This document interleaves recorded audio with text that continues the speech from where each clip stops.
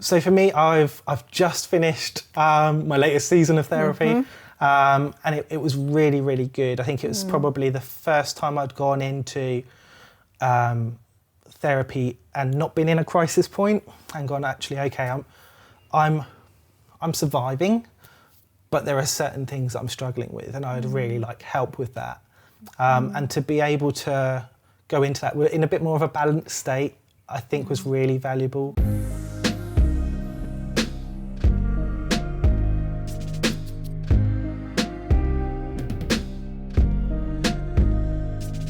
Hello, I'm Dr. Sheri Jacobson, and this is Therapy Lab, a podcast dedicated to therapy, thought, and the art of mental well-being.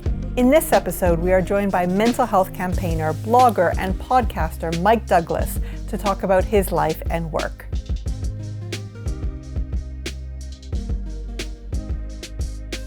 So Mike, hello. Hello. Thank you very much for joining us today. Thank you for having me. It's really nice to be sat on the sofa. How's it going? Good, I think. Yeah, it's warm weather, which is not great for me, but yeah, it's good. I'm looking at moving soon, so lots of different things going on, but yeah, keeping well. Okay, tell us about yourself. So I kind of started off blogging about mental health a few years ago, and that's led to a range of different things, but really just finding out more about mental health and about well-being over the last couple of years, and being involved in a lot of different conversations. And I think it's been a huge change for me, a really positive one, I'd like to think, but definitely one that feels very noticeable in the last couple of years. Okay, how did you start off blogging? Was it something have you always enjoyed writing, and what was the catalyst?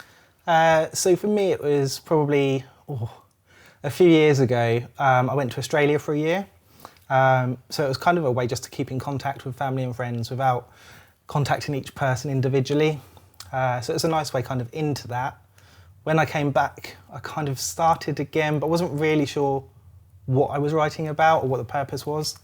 So I kind of lost interest, lost joy around writing. And around that sort of time, I was also having my own struggles with mental health. So it just kind of dropped away. And gradually it became something that I kind of used more as a coping strategy than as any other purpose. So it was just writing in a book, in a journal, actually journaling. And I got to the stage where I kind of wanted to talk to people. I wanted to share that a little bit more, but I didn't have the confidence to have those face-to-face conversations.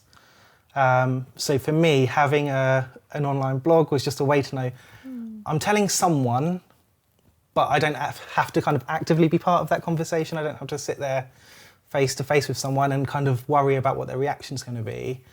I can kind of share that in a safer way, or it felt safer for me. And yeah, it kind of started from there and became something that I was a lot more invested in, something that I took a lot more from. It remains still an element of a coping strategy, but now it's a lot more of just a pleasurable activity, I guess, and an opportunity to kind of raise and start conversations that maybe weren't happening previously as well. And how did that evolve into your podcast? So I got at a time when which is called, by the way, Mike's Open Journal, and it's brilliant. And you've done about, is it 150 something episodes? It's around now? that, yeah. So I've got, I think, around 150, and there's a couple of extra ones that kind of sat under a different name as well. So there's probably a few more, but for me, it was that stage when the blogging got to a point where I had started to talk a lot about what was going on for me, and there was still more to say, but I was quite aware it was a one-way conversation most of the time, and I wanted to kind of have that dialogue with different people and also hear about other people's stories as well. And kind of part of the blogging for me was going, other people don't understand what I'm going through, and I got to that stage where I was like, I don't understand what other people are going through. So through the podcast, I had a chance to sit down with a range of different people and hear about their stories and their experiences, people that have struggled with different illnesses and different symptoms, some people that haven't been affected by a mental health illness but have a real passion for it as well. And hearing their insights and their experiences was very educational for me, and hopefully showed that there's a huge range to not just illnesses, but support, resources, and personal experiences as well. Yeah. So let's start off as early as back as you can remember of your experiences of emotional distress and difficulties. I always get a bit funny with the questions like that because I think everyone wants to hear about when you were a child, and there was definitely stuff there. But I always kind of felt like, as an adult, it was kind of, I was really invested in having my own life, and so feeling like there were certain things that I couldn't have affected as a young person are really difficult. But my parents split up when I was, I think, sort of 7 or 8, and it was quite messy at the time. And I've since learned that's quite a formative age for your mind and for the way that you think about different things. And looking back, it probably has affected how I feel about relationships and trust, and that kind of investment with people. And definitely, affected me. I probably didn't really recognise it at the time, and it's easy to kind of look back. But since then, I've also been married and now divorced, and I think that really kind of reinforced probably some of those lessons that I'd learned as a child, that there are limitations to certain things. Someone might mean something now, but will they mean it in the future?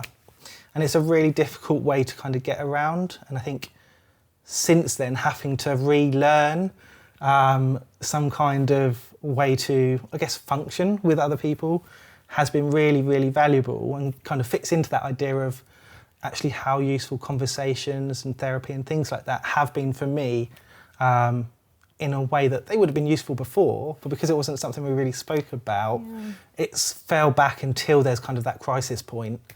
So it's an evolution of different things, I think. And at what point were you aware of some of the struggles that you were going through? And at what point did you then start to work on it by way of blogging and sharing and conversations? So for me, I think the first time I really noticed that there was an issue was coming back from Australia. The very, is it literal? The first step I took off of the plane. I was like, this is not really where I wanted to be. I would have rather stayed in Australia for a little bit longer. It just, it was a start of those kind of low mood and depressive symptoms, which at the time wasn't something I'd ever spoken about, so I didn't really know what it was, and I didn't know how to talk about that.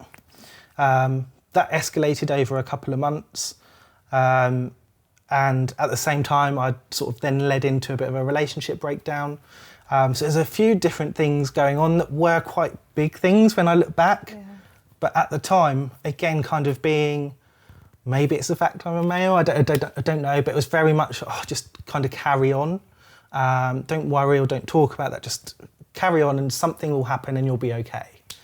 I got to the point where I was experiencing suicidal thoughts or thoughts of self-harm, and I went to see my GP, and I remember going in, she said, when was the last time you came? I was like, 17 years ago, I don't know, I don't really go to the doctor. GP. Yeah.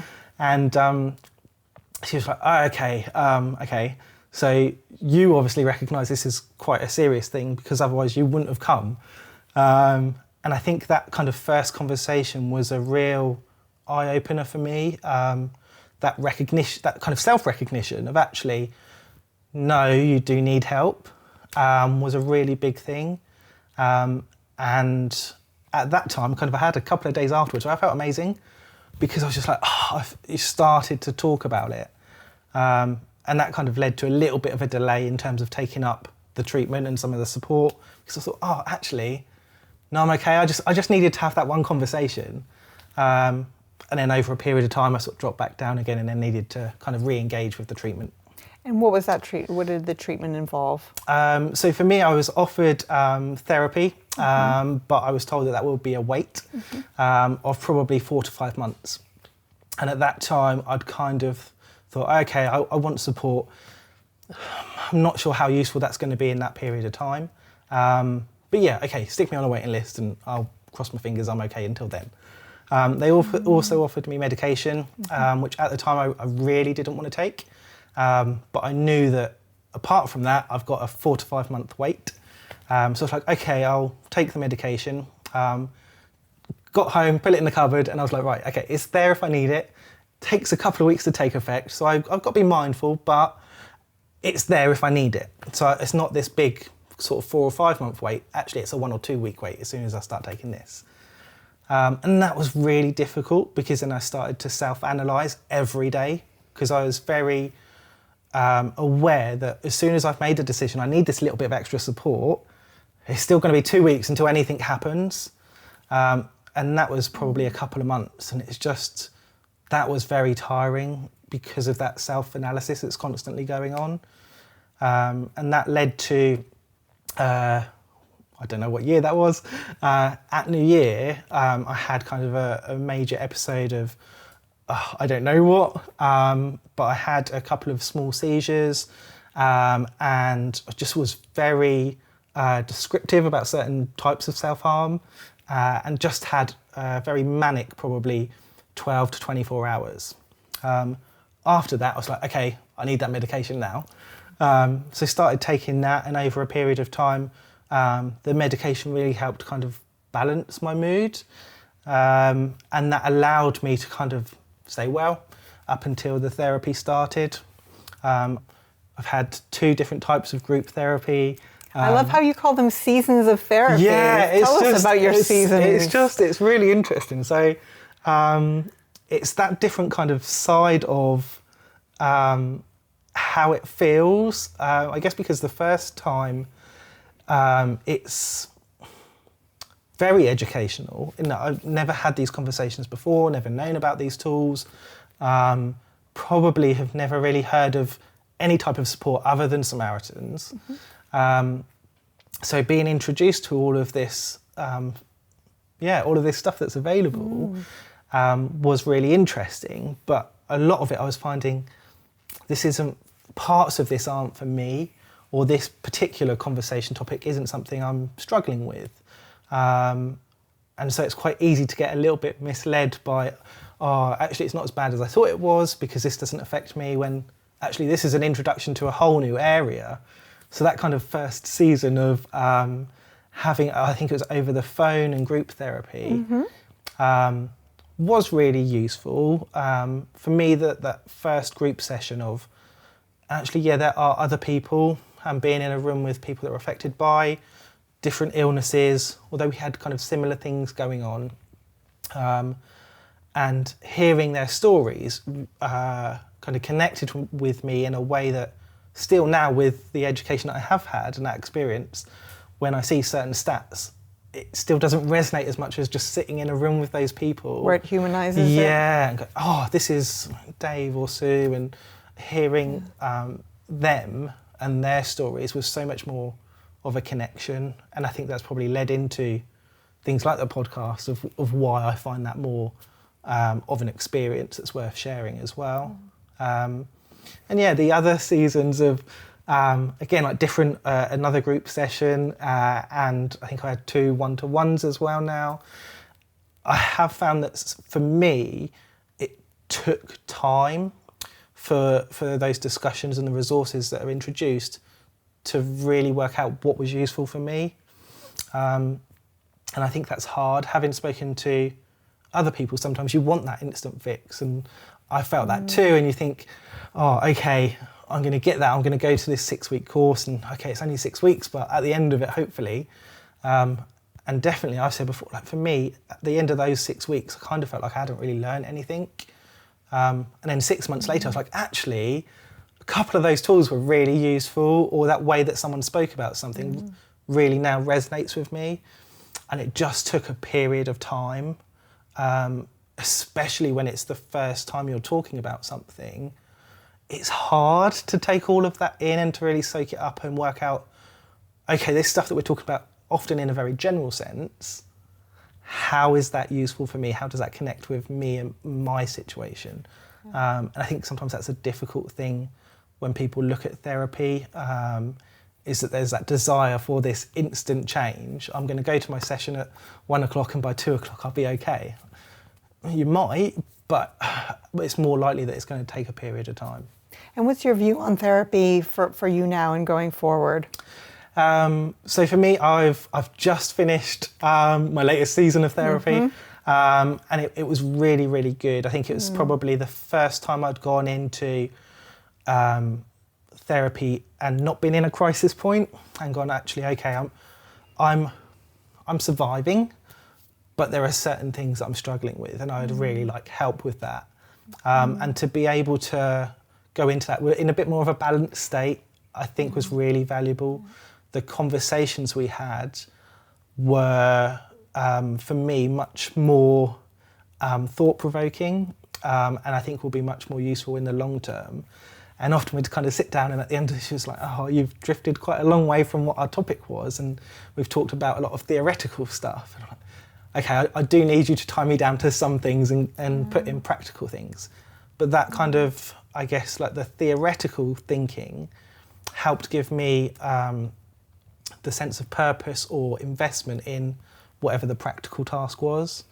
And I needed that conversation first. We're going, actually, yeah, I do feel worth this investment of time or this investment of resources. And it was really interesting. One of the tasks that I had over a week period, I said, oh, just busy with all these different things. And she said, okay, one of your tasks is just to pick a film, it doesn't matter what film, and sit down at home and just watch the film. I was like, okay, I'll try. And I came back the next week and I said, I did it. And she was like, oh, that's great, how did it feel? It's like, it was awful. I said, I wanted to pick up my phone, I wanted to check my emails, there was loads of different things that I felt pressured that I needed to get on and do. And it was just really hard to just sit there and pretend to be happy for a little while. I said, I've always got like a podcast, the radio, something is always on. I need that sound in the background, because as soon as that goes, I'm kind of left to my own thoughts and I'll struggle more then. And she's like, okay, so what different things could we try? And a couple of weeks later, I said, tried it again. And I said, it worked better this time. She's like, oh, what did you do? It's like, I watched a film, but I was in the bar. So I couldn't do anything else. And she's like, okay, was it safe? I was like, yeah, it's fine. It was miles away. I was like, but having a lack of access to stuff, it's like that worked. And then I felt like I was doing something, because the purpose, the task is the bar. And then I could enjoy that a little bit more. So it was looking at kind of different ways and tailoring some of those suggestions to work for you as well. And would you say that you're much more self-aware and kind of understanding of the things that work for you? Yeah, I think so. And again, I think it's that education and that discussion and being able to talk through and having those conversations with different people as well, and realising, oh, I might struggle with this. And just going, I struggle with that. Okay, I'm going to avoid that. When actually, if you find people that you can have those conversations with, you can sometimes delve a little deeper and work out why it is that you struggle with that. And that might be something that you want to tackle and change, or you might accept that, but you know what the actual thing is, rather than just, oh, I just don't like, I don't know, being in cars. Actually, is there a certain thing about being in a certain car that's the issue for you? And I think that only happens through those conversations and that kind of an element of self-discovery, I guess, around that. And are you also more aware of things that trigger you? And how would you describe kind of different like current emotional challenges? So like mood, are you in tune with when your mood goes up and down or changes? Yeah, I think mostly. I think there are still times when I feel like it shifts quite quickly. But for me, it's kind of having a few things that kind of help keep me well. And often you look at, like, oh, are there things that you want to do every day or every week? And I try not to press myself to have stuff every day, because it turns into the kind of tick box exercise. Yeah. But it's been what things do I want to make sure I'm generally doing? And for me, like making sure that I get outside and have a walk each day. If that's at lunchtime, great, but just at some stage in the day. And I can have days where I kind of sit in an office most of the time. So it's making sure you take that time away and go outside. If I'm out and about, then it's obviously a lot easier. But small things like that make a real difference. And that's a lot more manageable than some of the other things I might want to do. Like today I've brought my camera, and it's making sure going for a short walk at lunchtime is great. But that'll be like a 10-minute walk, half an hour. If I really want to kind of go outside and enjoy that a little bit more, having the camera kind of enforces that on me a bit more, because I'm like, okay, I'm not just walking now, I'm looking for different things to take a photo of, or I'm somewhere different, so let's take some nice pictures. And it kind of helps that well-being activity, but also gives me a task that I feel like I'm doing something. Yeah, so you are very busy. I mean, all those episodes of Mike's Open Journal, and you kindly featured me on it as well. Yes, yeah. You're a fantastic interview. Oh, thank you. You really are. So yeah, clearly a lot on. And do you feel that you've got the balance well between self-care and being, could I say, I don't want to hesitate to use the word workaholic, but I definitely veer into that. Yeah. And it's for me, it's being mindful that there are times when you overdo it, and I feel like that's okay as long as you recognise that, and it's not all the time. And it's making sure that you have that time that's downtime. And I know that I struggle with that, so I will pull it off. But it's trying to make sure, okay, there are different things that you can do, and they might be sort of task orientated, but make them easy tasks that you're kind of naturally going to tick off.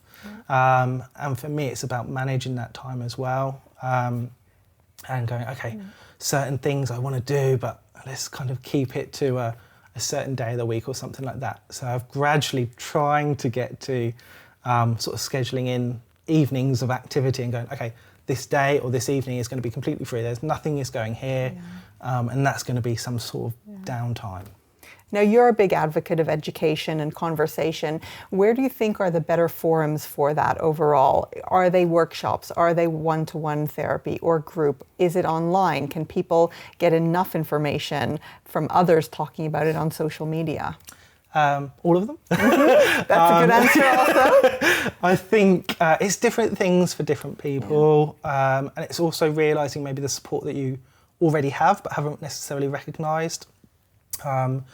So for me, kind of in that first sort of season of therapy, I was offered over the phone, which I'd have had to wait quite a while for, the group or online.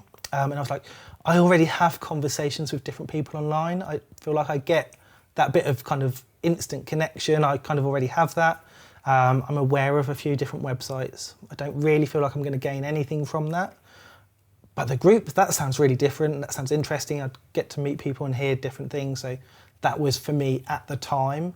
So I think it's realising that there are certain types of support that will work more for some people, but they will also be different things at different stages. So now I would say I will get a lot more from a one-to-one session because I've built up that experience, that knowledge, that education through the online support, through the group workshops. Whereas if I'd have had it earlier, yes, it would have been useful, but I wouldn't have got as much from it.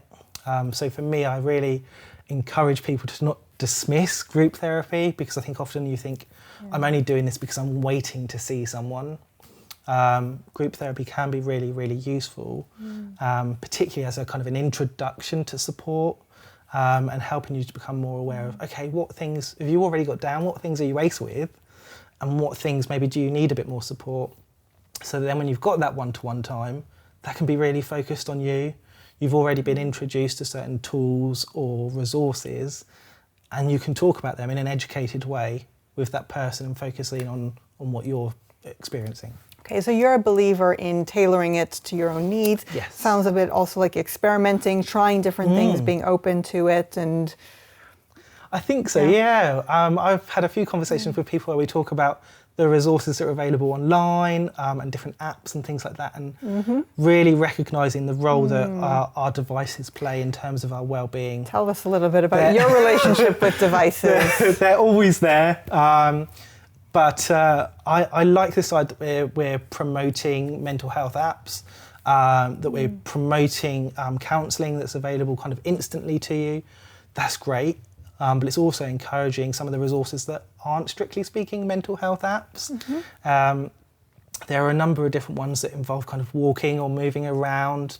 And I think it's looking at how are they supporting or improving your well-being. If it's encouraging you to do some form of activity or to engage with other people, actually, is that helping you?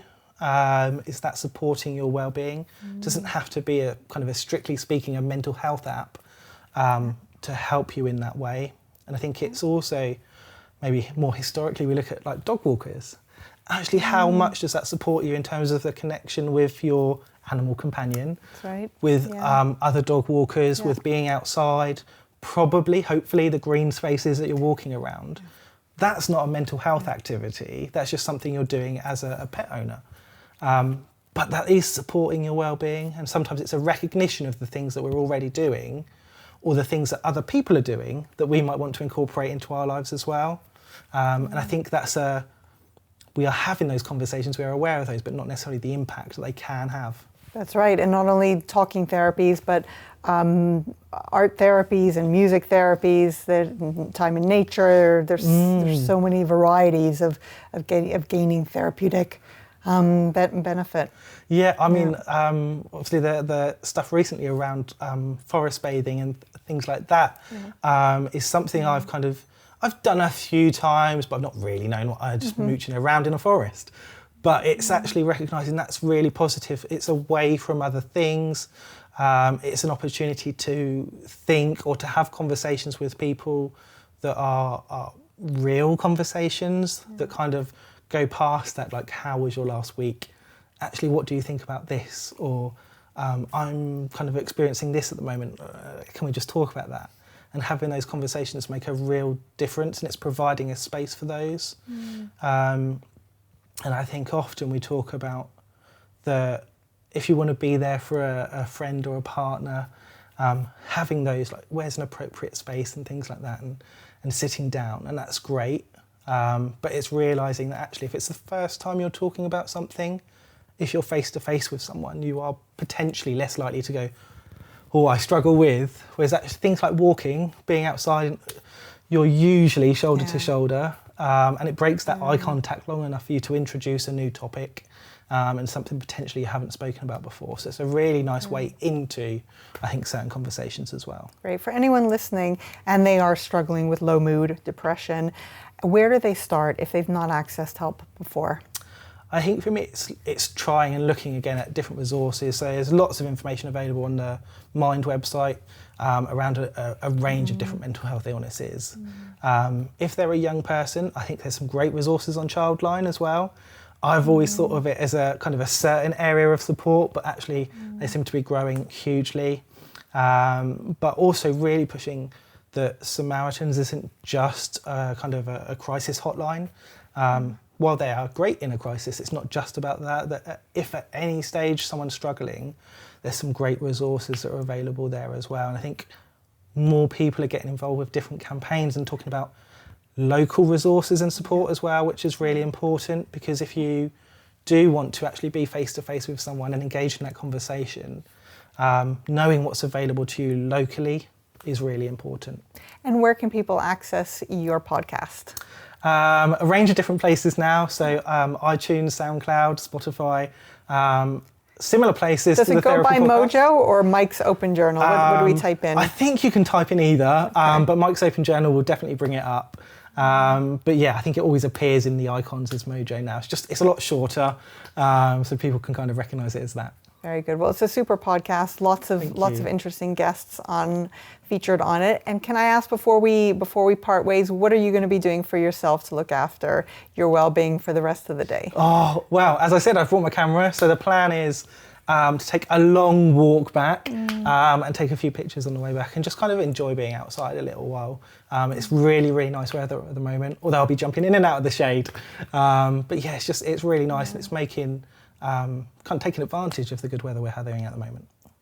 Mike, thank you so much for joining us. you Really for having appreciate you sharing your life experiences, even the childhood parts, which may have felt uncomfortable. Thank you for rolling No with worries. it and for sharing what keeps you well. And I encourage people to look out for your podcast. Oh, thank you. Bye for now. Bye. HarleyTherapy.com is here to help you book counselling with qualified professional therapists online or in person at the times and prices that suit you wherever you are worldwide. If this is your first listen to Therapy Lab, do hit subscribe to keep up to date with new episodes. We'll see you next time.